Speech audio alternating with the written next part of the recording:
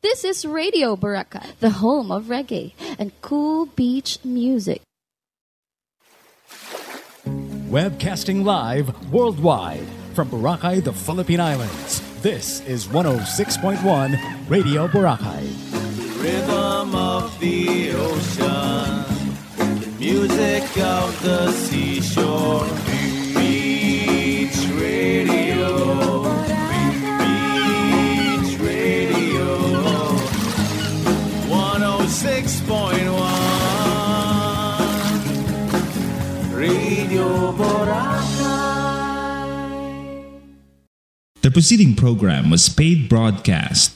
Any ideas, comments, and opinion expressed by the program hosts do not necessarily reflect the views and opinion of the station. The program and its producers are not affiliated with the station. 106.1 Radio Boracay. This is the Sonic Center of the Sun, blazing hot all over the island of Boracay. Radio Boracay 106.1. Blasting all over the archipelago. Stand back. We don't know how hot this thing's gonna get. This is Boracay's best mix. RB 106.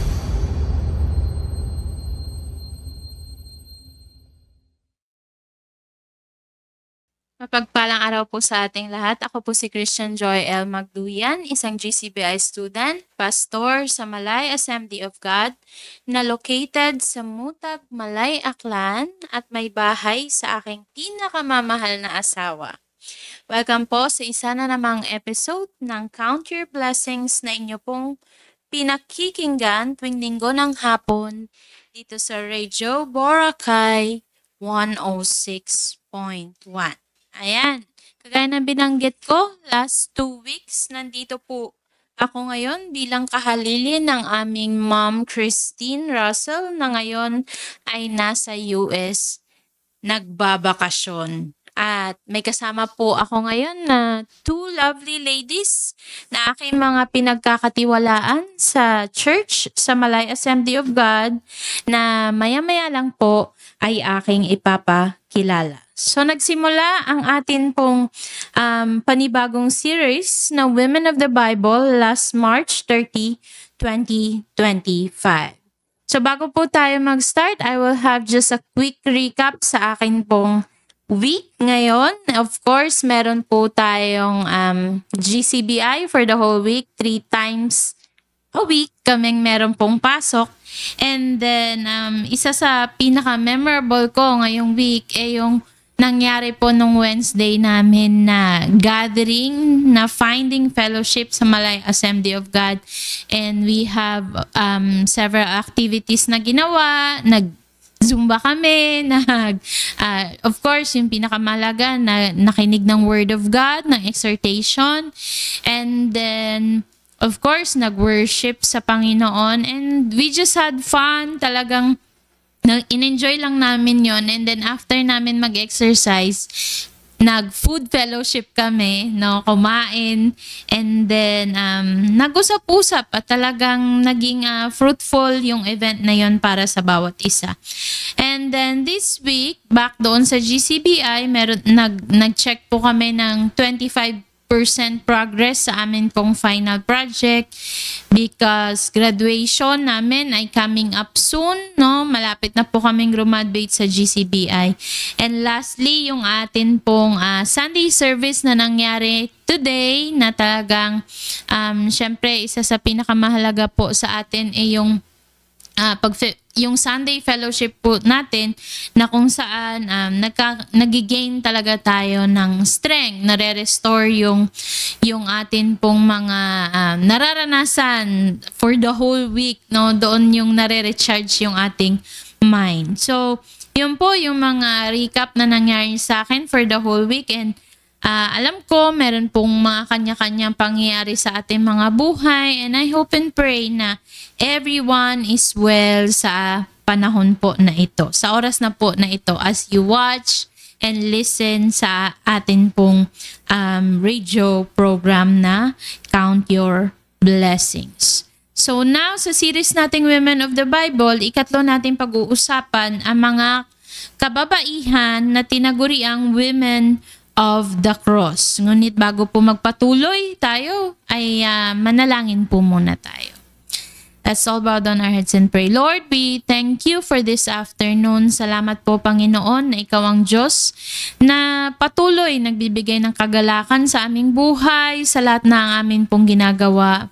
I hope and pray na kung sino man po ang makakapanood at makakapakinig ng radio program for today namin sa Count Your Blessings, we continue to pray na mag-speak ka, mag-minister ka sa buhay po ng bawat isa. We continue to pray even for this radio station, radio ministry, na ikaw ang patuloy na maghari, ikaw ang gumabay sa bawat isa. Anything, Lord, na gawain ng kaaway, amin pong nire-rebuke at ikaw lang po ang magtugumpay sa oras na ito. Thank you, Lord. In Jesus' name we pray. Amen and amen.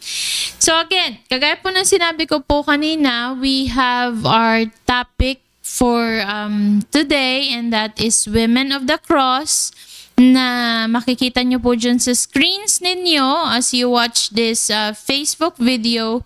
Ang text po natin ay sa John chapter 19 verse 25 to 27. And bago po mag-umpisa, akin po munang babasahin kung ano po yung main po natin na text sa hapon na ito. Therefore, sabi sa John 19, verse 25 to 27, therefore, the soldiers did these things. But standing by the cross of Jesus were his mother and his sister, Mary, the wife of Clopas, and Mary Magdalene. When Jesus then saw his mother and the disciple whom he loved standing nearby, he said to his mother, Woman, behold your son. Woman, behold your son. Then he said to the disciple, Behold your mother. From that hour, the disciple took her into his own household. So, the Passion Week or the Holy Week is coming up na po. Next week na po yun.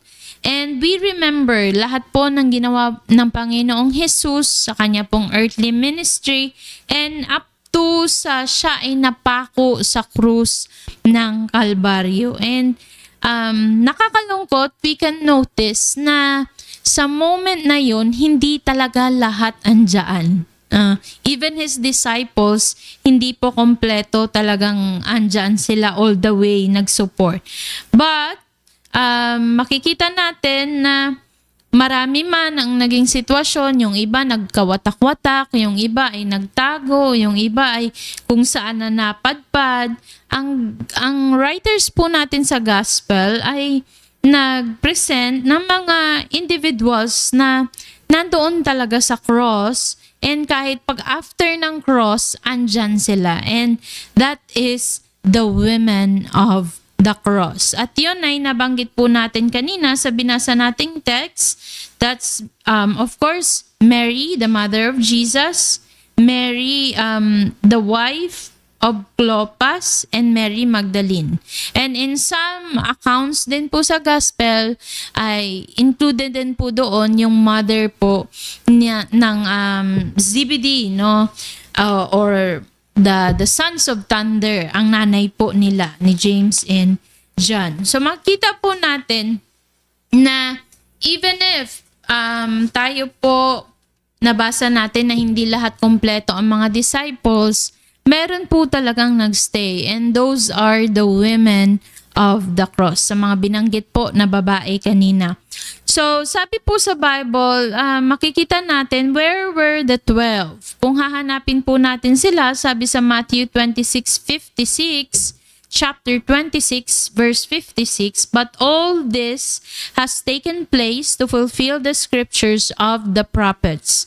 Then all the disciples left him and fled. No, nagliparan, nagkawatak-watak sila after na mangyari ang pagpako kay Jesus. At isa sa mga kilala natin na story. Ayan nangyari kay Peter in Matthew chapter 26 verse 33 to 35.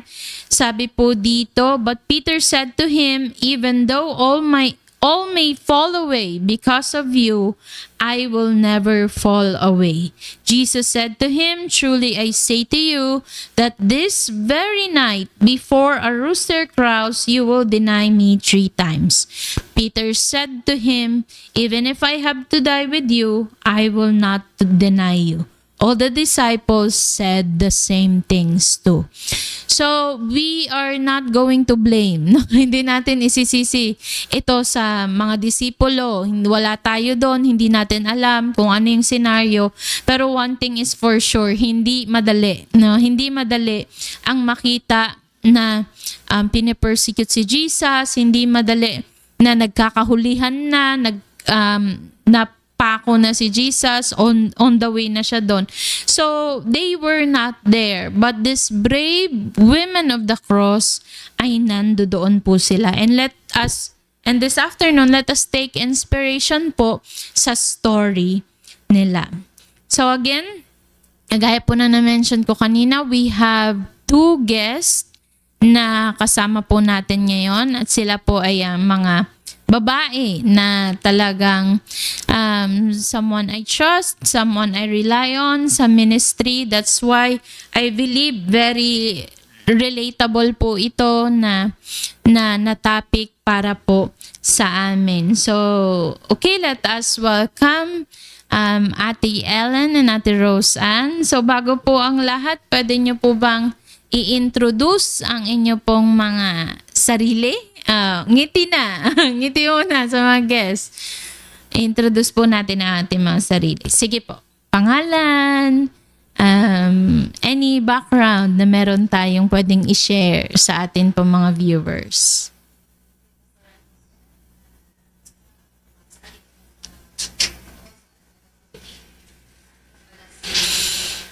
Paglikyan at nakikipag-fellowship po ako sa Malay Assembly of God sa Mutag, Malay, Aklan, under po sa leadership ni Pastora Christian Magluya. Okay. Magandang hapon po sa lahat at thank you, Pastora. No? Ako po pala si Roseanne Ascanio and nakikipag-fellowship din po ako sa Malay Assembly of God and ako'y nagagalak na maimbitahan sa hapon na ito para po sa programang Count Your Blessing. Amen. So, ayan, syempre, no, gusto natin na makilala din kayo ng mga viewers natin. Bago kayo mag-share ng mga bagay-bagay ay maka-relate muna sila sa buhay ninyo, no? Whether personal man yan or spiritual, syempre, sa pananampalataya natin sa Panginoon. Una natin pong question for this afternoon ay, paano nyo po sineselebrate? No? Sineselebrate yung Holy Week, yung Passion Week. Paano po, ano po yung difference na nung wala pa kayong Lord, tapos ngayon meron na kayong Lord, paano nagiging iba yung mga bagay-bagay po sa inyo pong buhay simula nang makilala nyo si Jesus? Yan, una po muna nating sagutin, kailan nyo nakilala si Jesus? So, ako, nakilala ko si Lord way back 2011. So, it's almost 14 years na rin. No? And I thank God kasi hanggang ngayon is talagang andyan yung guidance ng Lord sa life. Amen. So, 14 years. Okay, 14 years. Of course, sa Malay Assembly of God din. Yes. No? So, Ate Roseanne? Ako po, first na encounter ko po si Lord sa buhay ko is 2017. January. Wow, alamang month. January. So, 8 years na din po. And same church, Malay Assembly of God. Yan. So, ayan, bali that time po, nung nakilala po nila ang Panginoon ay, tawag dito, hindi pa po ako pastor. I'm also, just like them, halos magkakaedad lang naman ho kami. No, ito lang yung pinakabata si Roseanne. But, Hindi pa po ako pastor noon. Ang pastor pa po namin that time ay si Pastor Genevieve Tilos, no, na ngayon po ay nasa Tanawan, Batangas, na nag-pioneer din po ng isang church doon. So, syempre, 2000s na yon, no. Ibig sabihin, there is life before that, no. May buhay kayo before that.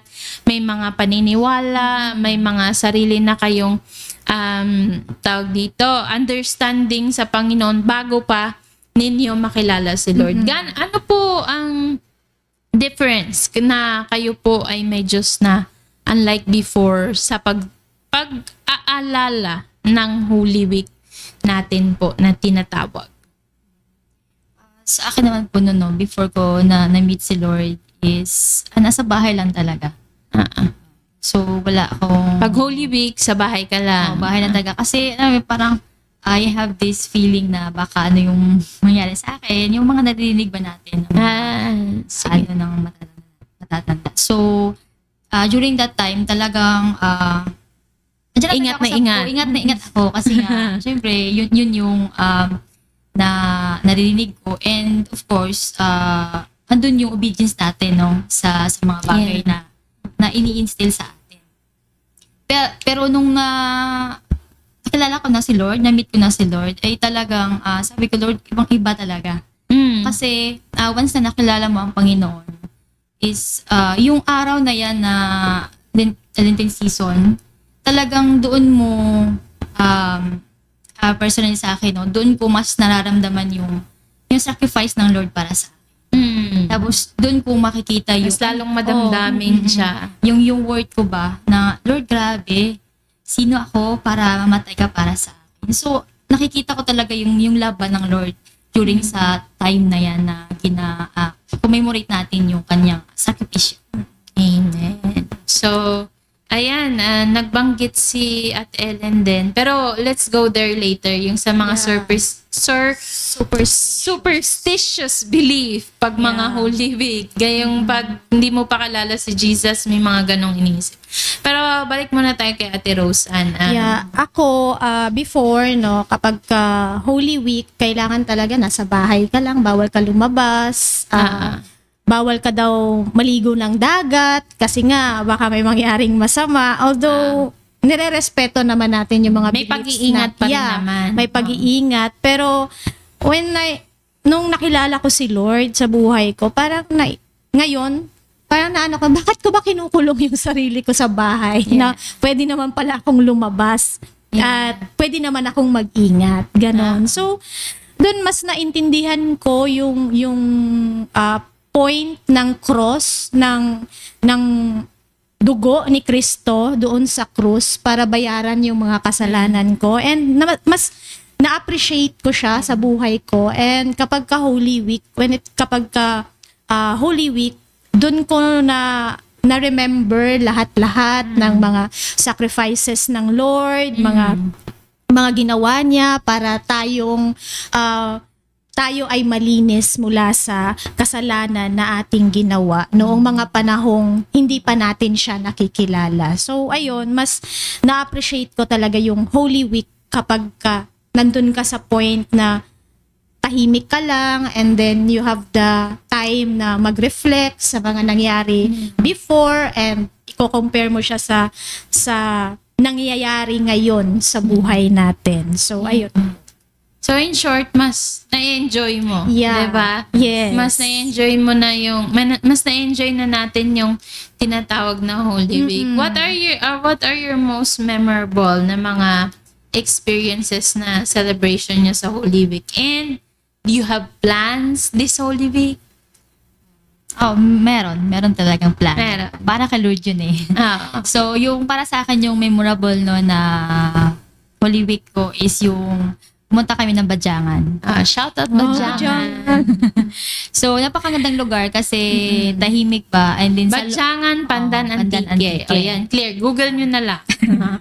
So, maganda yung lugar na yun kasi sa loob talaga siya ng kabundukan. At pagdating mo doon, wala talagang signal. So, talagang walang distraction at napakatahimik na lugar. Napakaganda. So, kung titingnan mo pa lang yung paligid, talagang ma-feel mo talaga yung creation ng Lord. And especially pag Holy Week, mas dahil matahimik na yung lugar, mas ma-feel mo talaga, magkakaroon ka ng quiet time mo with the Lord. No? Kasi tahimik ang lugar, talagang yung tinatawag ba na serendipity ba yan? Yung parang yung time mo talaga with the Lord na especially pag yung punta mo doon is gusto mo na, especially pag Holy Week yung event, yung magkakaroon ka ng deeper. Yung parang ano siya, para siyang fasting mo. Fasting sa lahat ng distraction, sa noise, sa life. And pag uwi mo sa bahay, nagkakaroon ka na ng refresh na. Yung soul mo ba Kaya mo na ulit harapin yung mga ano. So yun yung pinaka-memorable sa akin. Okay. Yan, thank you. So, anong plano mo? Parang pare-pareho naman yung plano natin ngayong ano, 'di ba?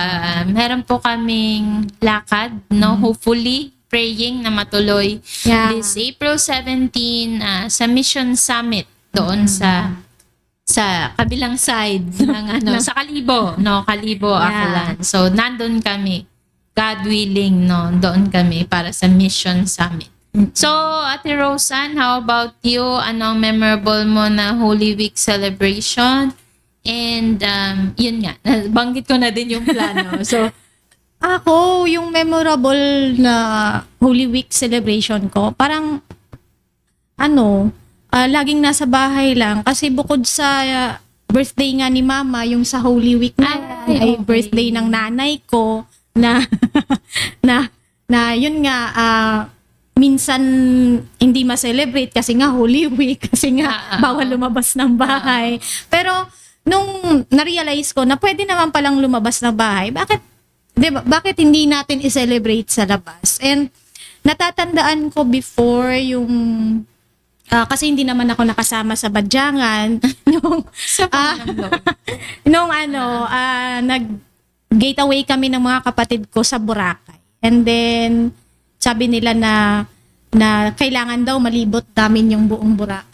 So, nilibot namin yung station 1 to station 3 lang naman. Lakad lang. So, yun yung sabi nila na piniten siya. Kasi pag uwi sa bahay, plakda talaga. Literal na pagod na pagod. So, although nakakapagod, pero nakaka-enjoy naman siya. Na-enjoy mo naman yung time mo sa kasama yung mga kapatid mo, yung mga pamangkin mo, ganyan. So, ayun. And sa plano siguro ngayong Holy Week, dyan lang sa bahay, tapos ayun, sa summit, Mission Summit, and then celebrate ng birthday ulit ni Motherhood, and tuloy lang.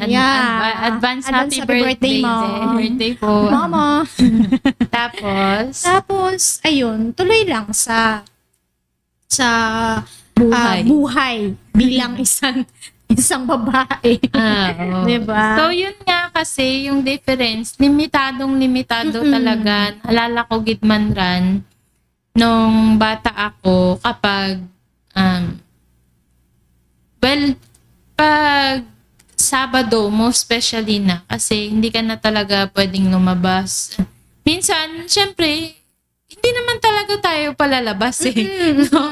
Pero, yun nga, mas na-enjoy natin kasi nga hindi tayo limitado nung syempre pag may emergency lalabas ka talaga, pag kailangan talaga lalabas ka.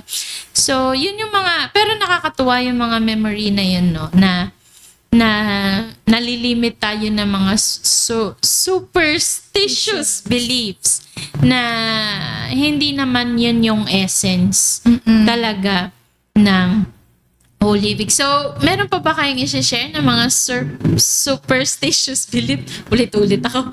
Superstitious belief. May mga naaalala ba kayo? Yun nga, hindi makalabas. Bawal kang humawak ng patalim. Bawal kang maligo ng gata. Kahit hindi naman Holy Week, hindi naman talaga tayo humawak ng patalim.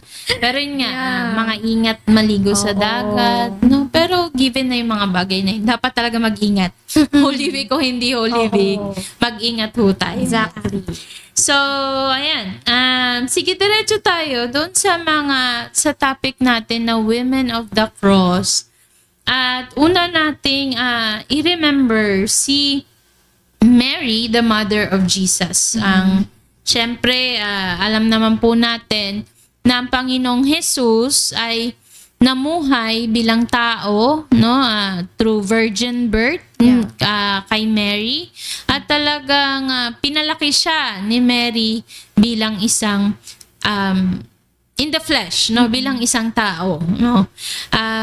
Dahil alam natin na meron pong plano, may kalooban ang ating Ama sa langit, may reason behind bakit nagpakatao si Jesus, bakit kailangan niyang mamuhay at mag-ministry dito sa lupa. So, diretso po tayo doon sa atin pong topic about kay Mary.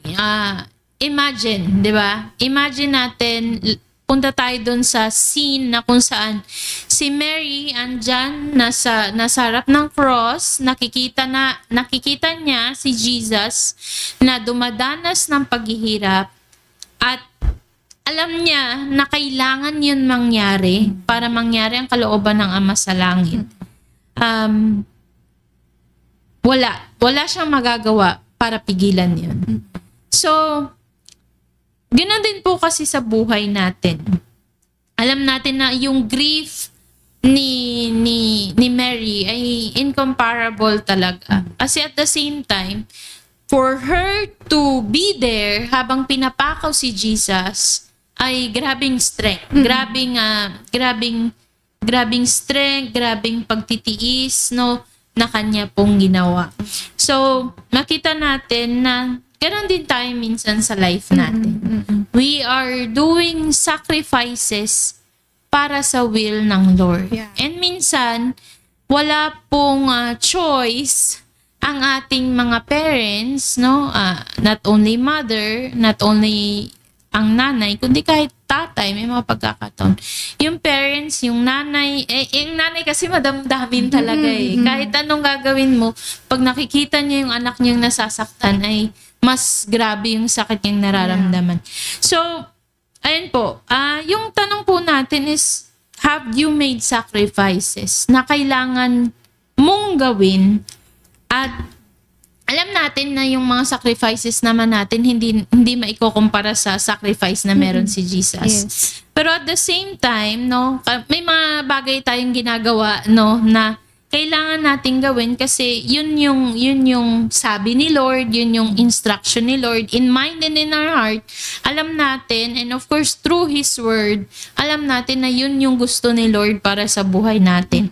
Ano yung mga sacrifices na yun? At paano nyo pinapaliwanag sa mga mahal nyo sa buhay na, kailangan ko tong gawin kasi sabi ni Lord. Kasi usually, pag gumagawa tayo ng sacrifices, ang nagsasuffer talaga, family talaga, no? Pero despite that, may faith tayo kasi yun yung sabi ni Lord, no?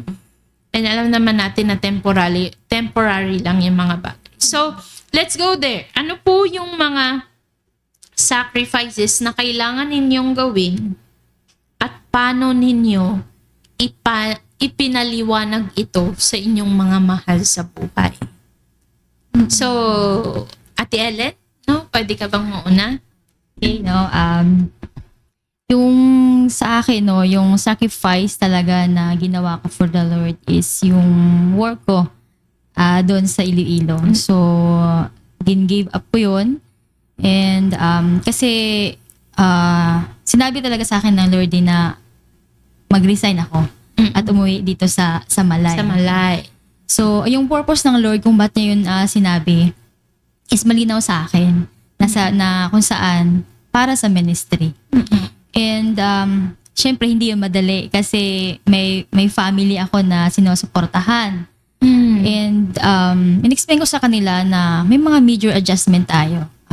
Finances, kasi may mga kapatid ako na nag-aaral. May sa family din kasi bilang panganay kailangan mag-provide, no, sa family. May panganay ka nga pala. So ayun. So sabi ko, Lord, sige Lord, dahil sinabi mo, alam ko na tutulungan mo ko dahil simulat una pa lang hanggang ngayon hindi mo talaga ako pinababayaan. So nag-resign ako and umuwi ako dito sa Malay, no?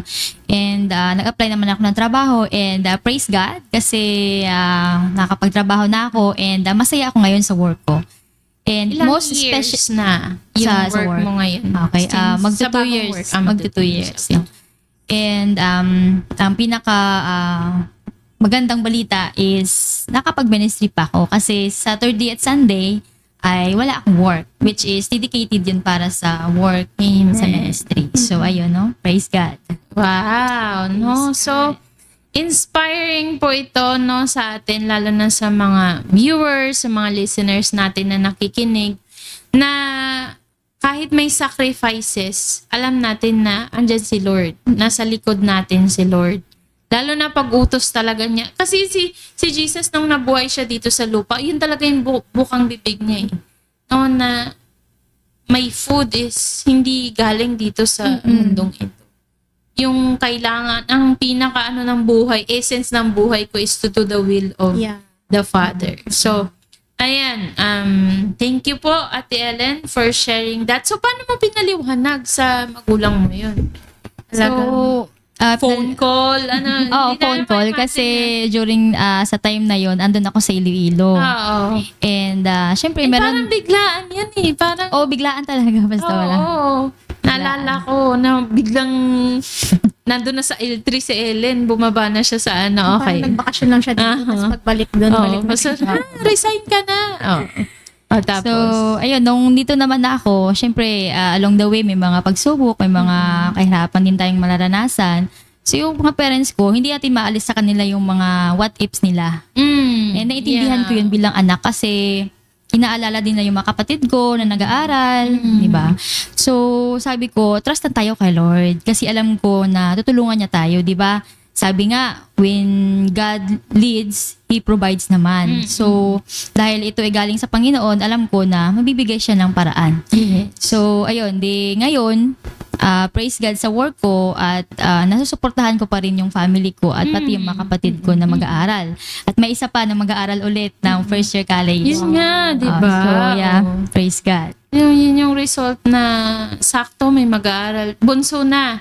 Ay, hindi. May si Junel pa pala. No? So, may mag-aaral and then, ayun, okay naman. Naka-provide yung work, no, na sustain naman for 2 years na. 2 years na. Ayan. So, si Ellen po ay active, no, sa ministry and at the same time, active din sa work, no? Active in all areas at hindi nagpapabaya ang Panginoong Diyos. So, next, ang atin pong Ate Roseanne. Ako po ay ganun din. Resign din talaga sa work yung naging sacrifice. Kasi before, nung nagtatrabaho pa ako, yung desire ko kasi talaga is to attend fellowship, to attend conventions, mga conference. Pero dahil nga may trabaho ako, hindi ko siya nagagawa.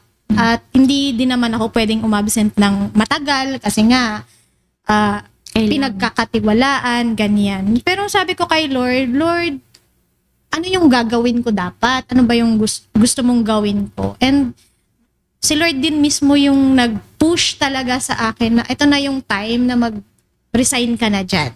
Umalis ka na dyan. And ang dami-daming pinakita si Lord ng reasons para gawin ko na talagang mag-resign. And then yun, bago naman ako nag-resign, pinray ko naman talaga kay Lord. Sabi ko, Lord, ako yung inaasahan sa bahay. Kailangan may estudyante kami. Ilan ba yung estudyante namin that time? 3. And pambiling ganito, pambiling ganyan, blah, blah, blah. Kumbaga, ikaw yung may means eh. Ikaw yung sumasahod. So, obligasyon ko din na suportahan sila. And then, kinausap ko muna yung parents ko. Sabi ko, Ma, Pa, magre-resign na ako. Gusto ko nang mag full-time sa ministry. Gusto ko nang dito lang ako. Focus lang ako dito. And then, thank God. I thank God na hindi naman sila nagalit. Praise God. Hindi naman sila nagdaldal ng kung ano-ano na bakit kailangan unahin mo pa yan, bakit So, yun yung maganda din talaga sa parents ko na suportado talaga nila kung ano yung gusto ko gawin sa buhay ko. Ganon. And then noon, after ng pag-resign ko, doon ko din nakita, although nagwo-worried ako na, saan sila kukuha ng ganito, saan kami kukuha ng pang ganito. And nakita ko talaga during that time, siguro mga 1 year, siguro in the span of 1 year, na sabi ko, Lord, since nag-resign ako, hindi mo kami pinabayaan. Hindi kami nawalan ng ganito, hindi kami nawalan ng kung ano man. Kumbaga, andyan pa din. Kung And may kawalan man, very temporary. Yes. Temporary And lang. yung worries, hindi siya tumatagal na kailangan ko pa siyang i-worry the next day. Kumbaga, may sagot agad si Lord. And yun yung sacrifice talaga na masasabi ko na ginawa kong sakripisyo para kay Lord. Kasi yun nga, yung purpose ng pag-resign ko is kasi gusto kong mag-fellowship. So, yung weekend before, hindi ko talaga, kasi hindi talaga yung Saturday, minsan yung Sunday, magkailangan ko pa mag-duty after service. So parang, bakit wala akong pahinga? Ganon. So, yun yung ano ko na, si Lord talaga yung, kumbaga, pinlano muna ni Lord ang lahat-lahat. Bago niya ako, tinulak doon sa desisyon sa buhay ko na alam kong hindi ko pagsisisihan. Hindi ka tinulak, tinawag ka. Tinawag. Sorry. Tinawag doon sa desisyon na alam kong hindi ko pagsisisihan in the future. Until now? Hanggang ngayon wala po akong trabaho. And praise God, hindi pa rin naman nagkukulang. Amen. Sumusobra pa. Ayun. So, ayan. Sa atin po, mapalalaki, mapababa, iba-iba yung pagkatawag ng Panginoon.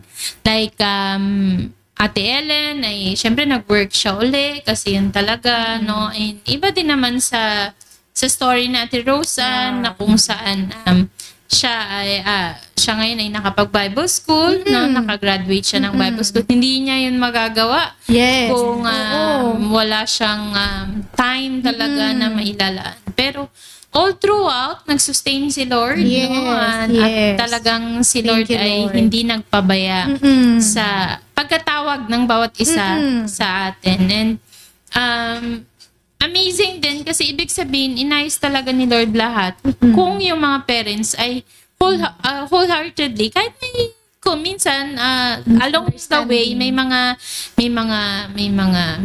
misunderstanding o mga what ifs, kagaya na nabanggit ni Ate Ellen kanina, andyan pa rin naman sila all the way supporting kung ano yung mga desisyon na ginagawa natin. Pero at the same time, hindi ko sinasabing mag-resign tayong lahat. Now, halos same story, ganun din po sa akin. Supposed to be the plan is magbabarko, no, pero hindi na nga yun ang nangyari. 4 na taon po ako sa Boracay sa hotel, and then ang plan ay magbabarko, pero hindi ko na rin maano bakit hindi ng barko.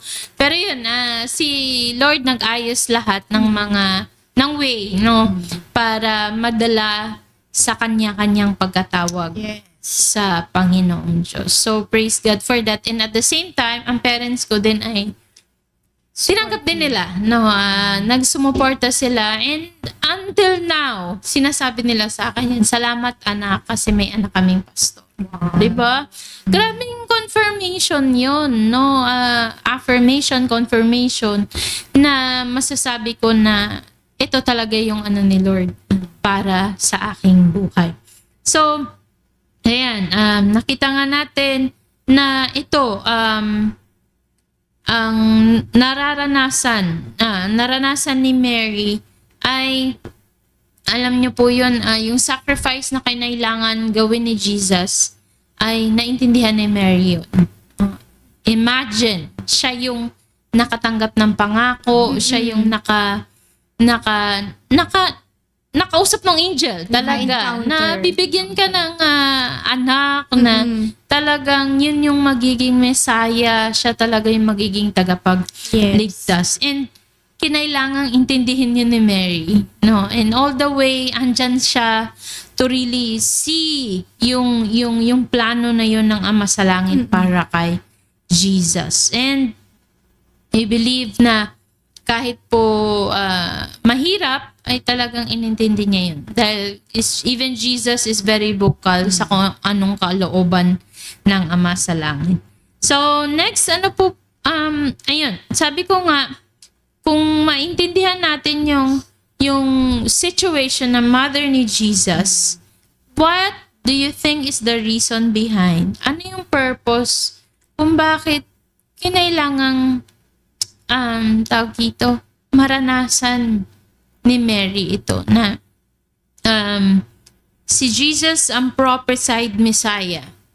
Pero ang ending niya ay sakit, persecution, sobra-sobrang paghihirap, sobra-sobrang pang-iinsulto. And pag nakikita ko yung nanay ko, at siguro ganun din sa inyo, alam pong hindi ito yung gusto nila. Kapag alam mo yan, when they imagine their child na, syempre, they would want them na magandang maging disposition sa buhay, maganda, maging maayos, may possibility na kung sinabihan man si Mary na, ito po ay mga suggestion lang ha, hindi ito sinabi sa Biblia. May possibility na kung sinabi kay Mary na, itong magiging Messiah, ay siguro nag-i-imagine na siya ng sparkle, nag-i-imagine na siya ng trono, ng majestic, no, na magandang mga bagay. Dahil yun nga, kasi syempre, naalala ko din yung story ng 3 Magi's na pumunta pa kay Jesus, winnership siya, pinag-alayan. Grabe, Lord na, ito talaga yung picture ng Lord, no? Pero here we are, no? At the end of life, naiiyak ako, at the end of life ni Jesus, here we are. Kumbaga, andito ako, no? Si Mary, ito na yung fulfillment. Kailangan to mangyari lahat. Yes. So, what do you think is the purpose behind? Para po sa inyo. Ano po yung nakikita nyo na posibleng purpose na bakit kailangan itong maranasan ni Mary sa kanya? Kasi nowhere to be found na si Joseph. I think by this time, byuda na siya. No, may posibilidad na byuda na siya. So, what is the purpose? Natutulala tayong lahat. Sige, Ate Ellen. Sa akin, no, I believe na, di ba sabi mo kanina, Pastora, na kay Mary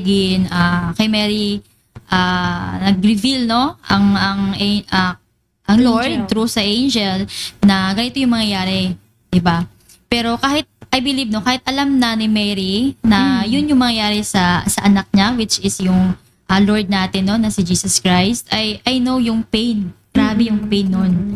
Even though na ahead of time, alam niya na.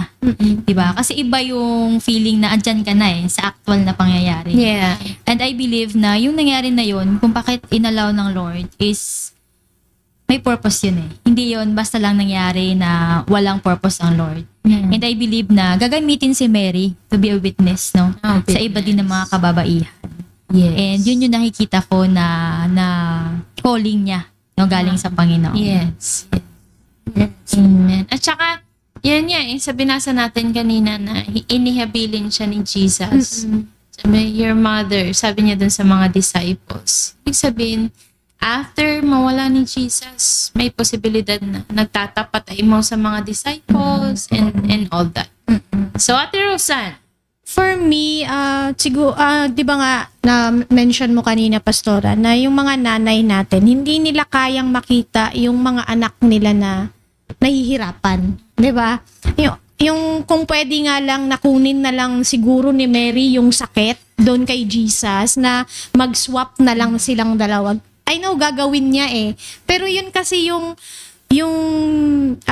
narinig niya first hand, no? Narinig niya mismo ng dalawang taenga niya na yung magiging anak niya, which is si Jesus, na siya yung pinangakong savior natin, pinangakong Messiah. And right from the start, alam niya na kung ano yung kahahantungan ng buhay ni Jesus kapag ka dumating yung time na kailangan na niyang i-fulfill yung sinabi sa prophecy. And yun yung ano din ba na pinakita din talaga doon sa life ni Mary na yung nanay talaga, yung mga nanay, kahit anong mangyari sa mga anak nila, kahit anong hirap, andun at nandun sila. Hindi sila tatalibon. Yes. Kahit na sobrang sakit nang makita na yung anak mo, yung anak ko, pinahihirapan, nilatigo, kung ano pa man, napasakit, na na-witness niya kay Jesus, andun pa din siya. Diba? It's her decision talaga na hindi niya iwan yung anak niya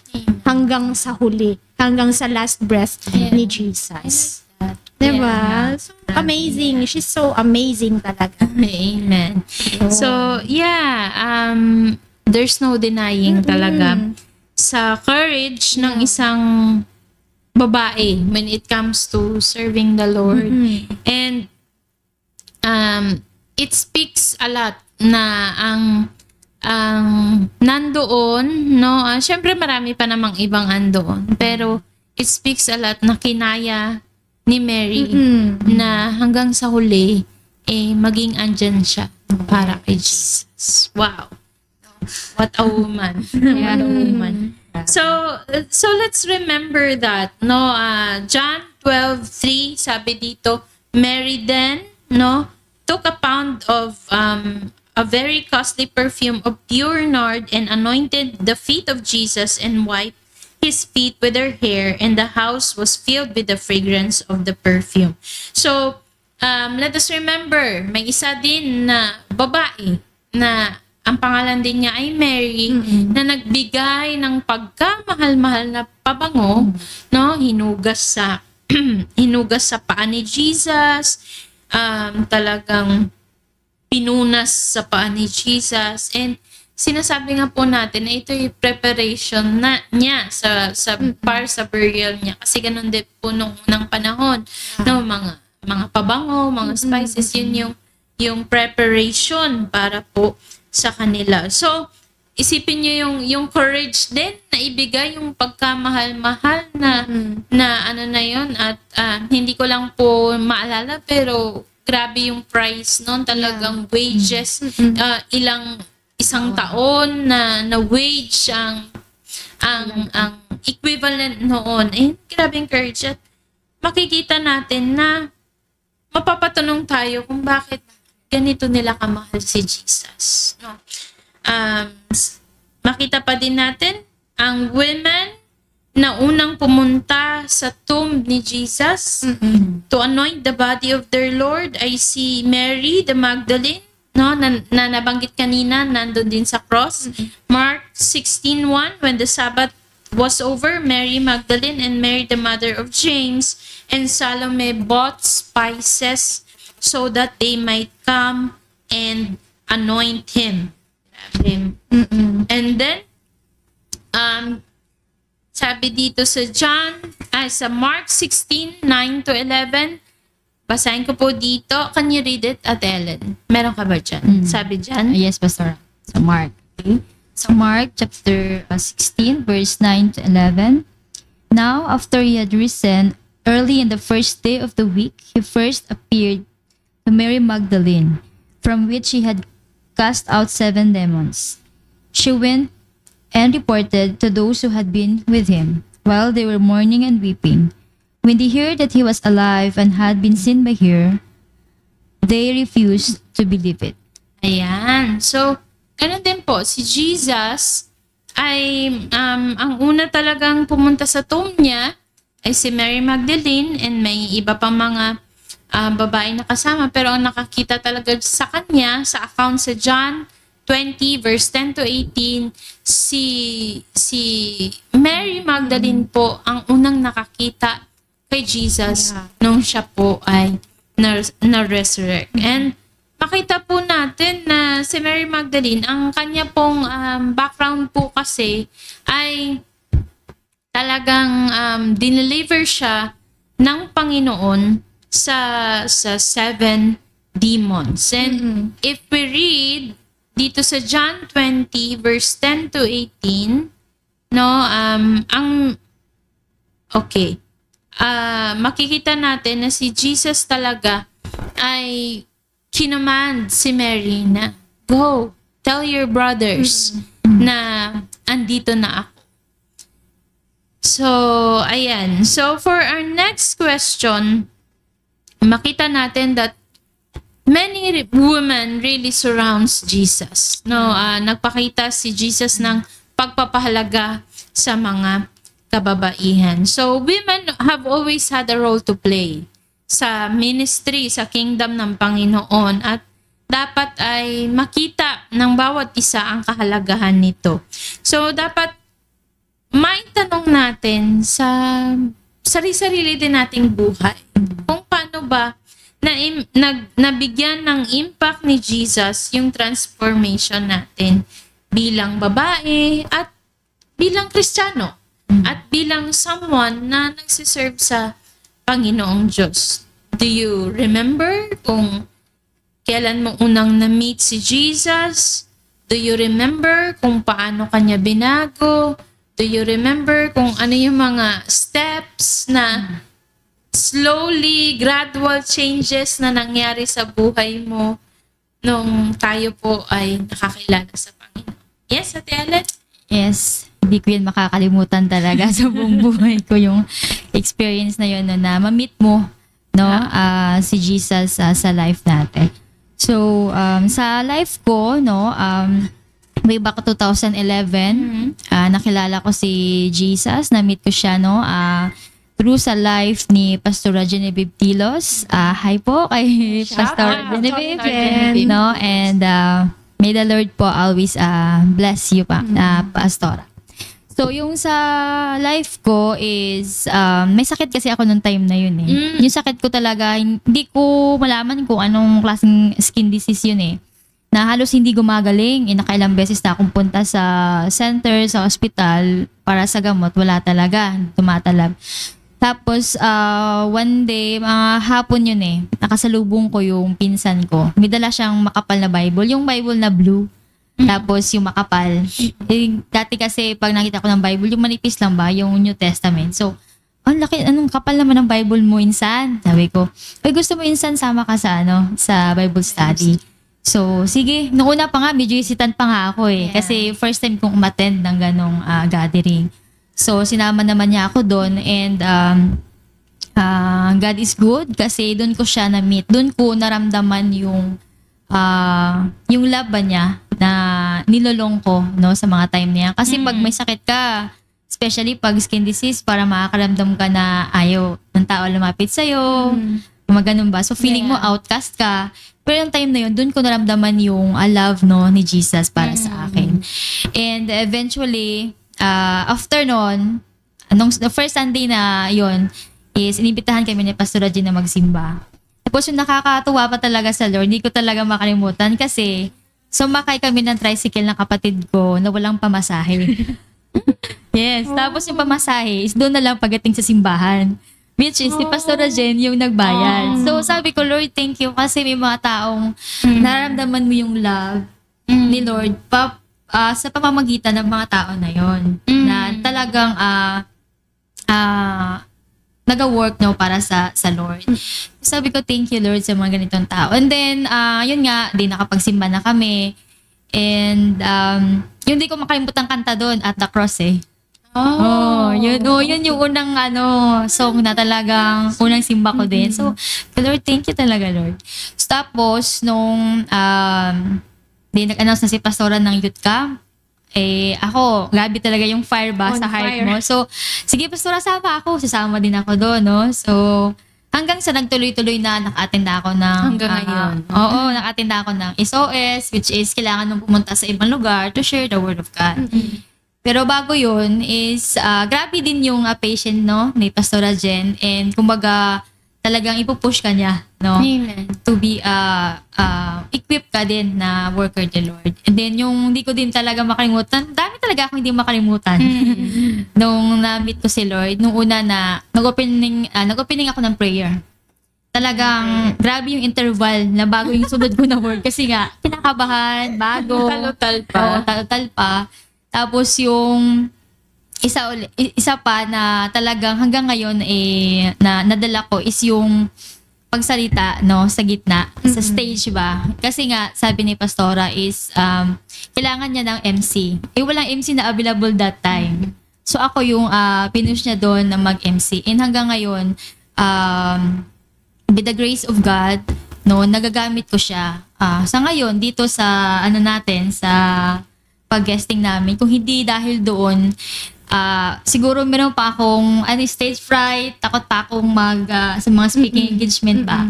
So, ang lahat ng yun ay nagawa ko dahil sa Panginoon. No? Nakilala ko si Jesus. Ayan. How about Ate Rosan?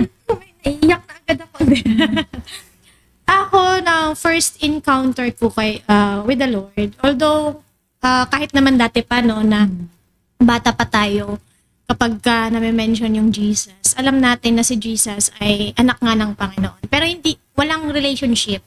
No? And first time ko ma-encounter talaga si Lord, nung I think 8 or 9 years old ako, and batang-bata pa. And dahil naalala mo yung kanta mo, so, naalala ko din yung kanta ko na yung paglipat-lipat ng kanta ay yung Manila paper pa na pang The Power of Love. So, dun ko unang naramdaman ko yung touch ni Lord. Pero, syempre bata tsaka hindi mo pa alam kung anong ginagawa mo. Pero yung talaga is 2017 na doon ako nag-desire na baguhin yung ugali ko, ganon. Kasi, maldita kasi ako dati, war freak ba? And, at saka yung heart ko na sobrang tigas ng puso na parang kahit anong gawin mo kapag lumapit ka sa akin, hindi kita tutulungan. Ayoko.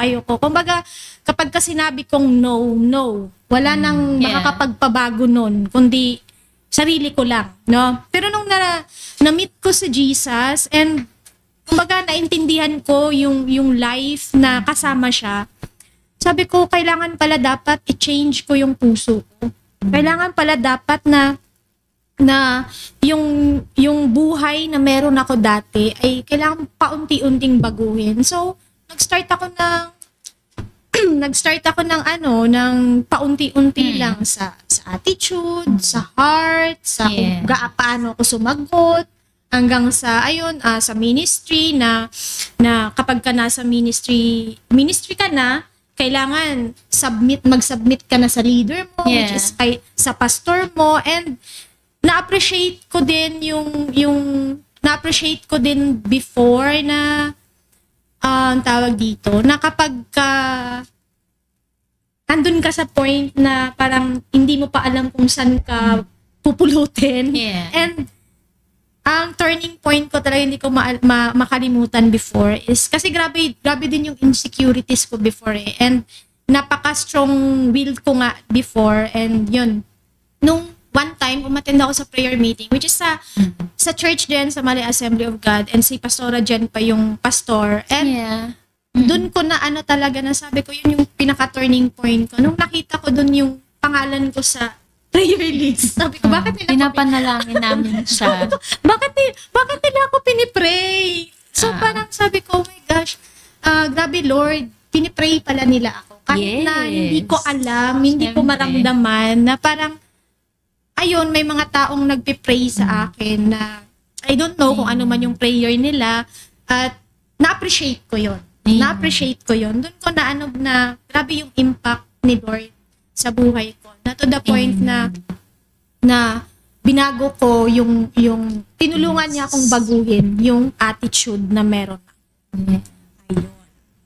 Amen. No? So, thank you po sa pag-share ng bawat isa tungkol sa kung paano nagkaroon ng impact yung crucifixion o pagpapapako ni Jesus sa krus para sa bawat isa sa atin. Yun talagang yung impact na tinatawag sa personal, sa bilang Kristiyano, sa spiritual natin, sa even sa atin pong mga work life and how we serve God. Ang pinaka fuel talaga or yung point ng lahat ay dahil si Jesus ay nagpapako sa atin sa cross. And ini-imagine ko lang yung mga women of the cross na habang nandun sila sa paanan ng cross na ito yung ano ng lahat. Ito yung reason kung bakit, kasi yun yung sole reason kung bakit si Jesus ay pumunta sa lupa para mangyari yun ang kalooban ng Ama sa langit, which is pagpapapako niya sa krus. And the good thing is, hindi lang yun nagtatapos sa pagpapako, hindi lang nagtapos sa paglibing sa kanya, kundi nabuhay siya. At sa kanyang pagkabuhay, babalik siya sa langit at muli siyang babalik para sa ating lahat. The blessed hope na talagang hinihintay natin. So alam natin na lahat ng pain, mareremind tayo na lahat ng pain ay temporary lang. Yes. Kung pinako man si Jesus at tumanas ng sobrang paghihirap, ano yun? May pagtatapos yun. No? Temporary lang yun. So, we have also, kanina pa natin nababanggit si Mary Magdalene na diniliver nga po ni Jesus sa atin pong, sa kanya pong kasalanan, sa kanya pong 7 demons na nagpo-possess sa kanya. And si Mary Magdalene din ang talagang unang nagbahagi na si Jesus ay nabuhay mula sa tomb na kanya pong pinalalagyan. At napakarami pa, meron po tayong the mother of the sons of Zebedee na talagang nagkaroon po ng encounter din sa Panginoon. No, I believe na lahat po tayo ay diniliver ng Lord sa atin pong mga kasalanan, sa atin pong mga nakaraan na nabanggit nga ni Ate Rosan kanina, yung insecurities niya, and I believe meron din si Ate Ellen, and ako din meron din. No? So God is good for doing that in our lives. So I want to go, diretso ako doon sa mother of the sons of Zebedee, na ito po ay nandun din siya sa cross, and siya po ay meron po siyang encounter kay Jesus sa Matthew chapter 20 verse 20 to 21. Sabi dito, "Then the mother of the sons of Zebedee came to Jesus with her sons, bowing down and making a request of him, and he said to her, 'What do you wish?'" No, tinanong siya ni Jesus, "Ano yung wish mo?" She said to him, "Command that in your kingdom these 2 sons of mine may sit, one on your right and one on your left." So, ang mother of the sons of Zebedee, makikita natin ang account niya na andun din siya sa krus ng Kalbaryo, doon din siya, kabilang din siya sa mga kababaihan doon sa Matthew 27 verse 55 to 56. At makita natin, kagaya na binanggit ko po kanina, imagine nyo po, andun siya sa cross, pero bago pa yun, ay nagre-request na siya kay Jesus na pwede bang umupo ang aking mga anak sa iyong kanan at sa iyong kaliwa? Pag dumating na yung kingdom, pag doon sa punto na nandun na tayo sa ating kingdom, makita natin na, of course, again, babalik na naman tayo dun sa nanay.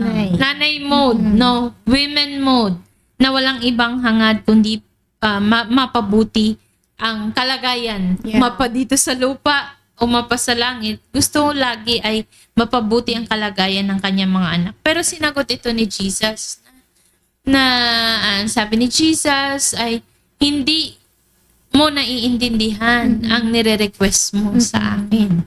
No, at sabi ni Jesus, hindi siya ang nagde-decide, kundi ang Ama sa langit. So, at that moment, dinecline na agad ni Jesus yung request niya. Malinaw na pinaintindi niya na hindi ko mag-grant yung request mo na yan. Pero, it speaks a lot na andun pa rin siya hanggang sa huli. Yes. Para makibahagi sa Panginoong Jesus. Ano po ba ang masasabi ninyo tungkol sa moment na ito? Ate Ellen?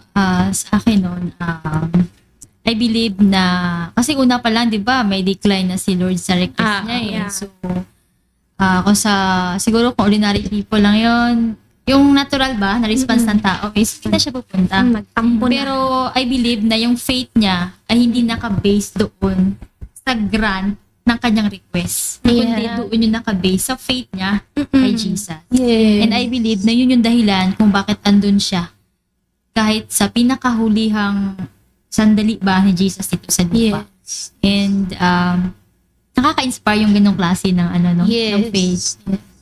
So yun po. So yun, no. Thank you for that insight, no. And I believe at Roseanne may i-add For ka? me, siguro kahit na alam na niya yung, sinagot na siya ni Jesus na hindi siya, hindi pwedeng mangyari yung gusto mong mangyari, andun pa din yung hope niya na, okay, yes, wala tayong alam kung nasa na talaga yung mga anak niya, kung saang pwesto na siya doon, pero yung yung hope niya, tsaka sabi nga ni Ate Ellen, yung faith niya, na kahit dinecline na yung request niya is, she was hoping na baka siguro in the future, may kalalagyan pa rin yung mga anak ko. Yes. Kahit hindi na doon sa left and By faith. Yes. Yeah. And yun nga, nung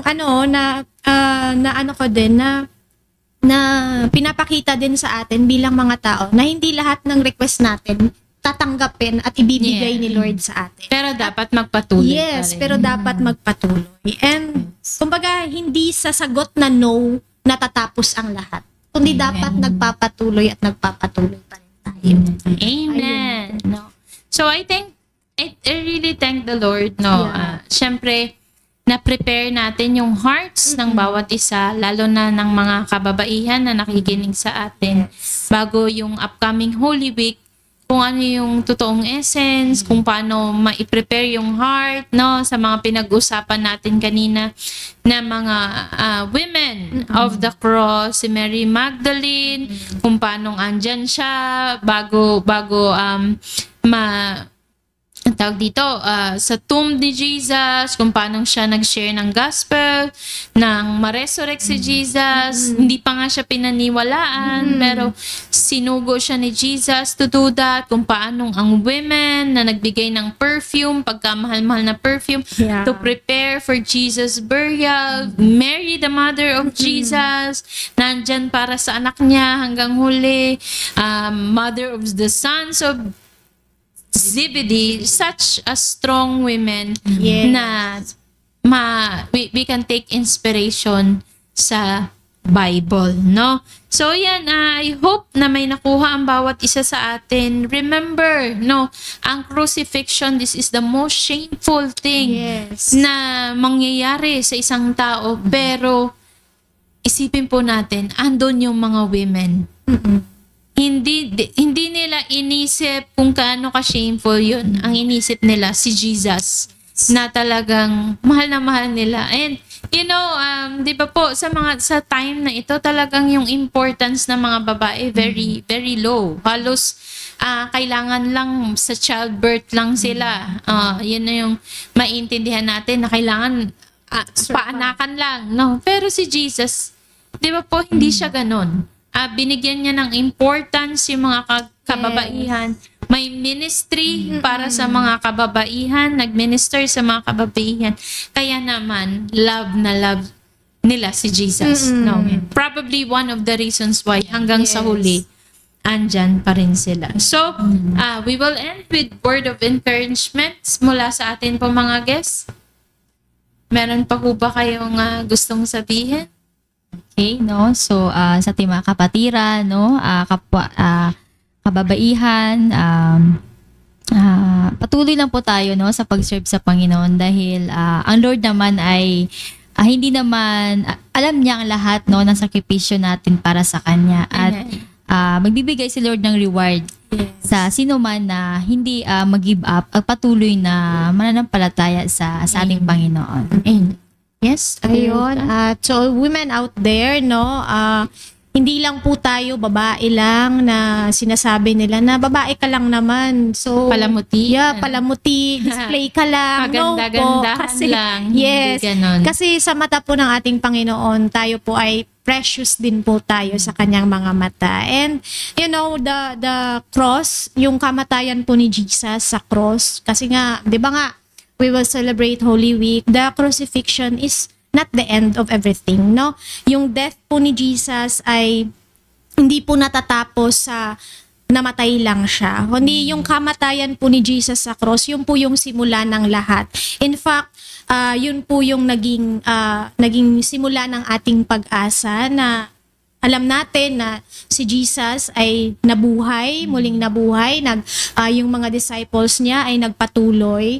And although kahit na yung definition, for me, yung definition ng cross ay, yun nga, nabanggit kanina ni Pastor at Christian, na shameful talaga, nakakahiya. And isa pa sa kakabit ng cross ay kamatayan naman talaga. Kamatayan. Pero hindi po dapat tayo matakot na kapag sumunod tayo kay Lord, kapag nagpagamit tayo kay Lord bilang isa, no, sa mga babaeng nandoon sa cross, o di ba, ay kamatayan agad na literal na mamamatay tayo, di ba? So dapat alam po natin na yon, at the end of the day, si Jesus pa rin dapat yung naitataas sa ating mga buhay. At si Jesus pa rin yung may last say sa ating mga buhay bilang mga babae. So kahit anong hirap man, tuloy lang kasi andyan si Lord, gumagabay sa atin, sumasama sa atin, at hindi niya tayo papabaya. Amen. No, so muli, ako po si Christian Joy L. Magluyan. Isang GCBI student, pastor sa Malay Assembly of God na located sa Mutag, Malay, Aklan, at may bahay sa aking pinakamamahal na asawa. Dito po nagtatapos ang isa na namang episode ng Count Your Blessings na inyo pong pinakikinggan tuwing linggo ng hapon dito sa Radio Boracay 106.1. So again, sa Malay Assembly of God, ang amin pong service doon ay every Sunday 9 a.m. to 11 a.m. And ongoing pa rin po ang aming enrollment para sa GCBI Philippines Batch 4. Inisip ko pa eh. Batch 4. So, contact us. No? Mayroon pong contact number sa pag-post ng video na ito. Pwede nyo po makontak para po kung may inquiry po kayo regarding sa amin pong enrollment. So, ayan po. Tayo po ay manalangin. Lord, salamat sa another program na natapos na naman. Alam namin na ikaw po ay nasa aming kalagitnaan at alam ko, Panginoon, na ikaw ang gumabay sa bawat isa sa amin pong sasabihin, sa amin pong isi-share. Ikaw ang makita ng bawat tagapakinig at taga-nood ng amin pong Count Your Blessings sa hapon na ito. Thank you, Lord, at ikaw ang patuloy nag-sustain sa bawat isa. And we bless your name. God bless this station, O God. May your will be done po. Kung ano pa man ang plano mo sa radio ministry na ito. Thank you, Lord. In Jesus' name we pray. Amen.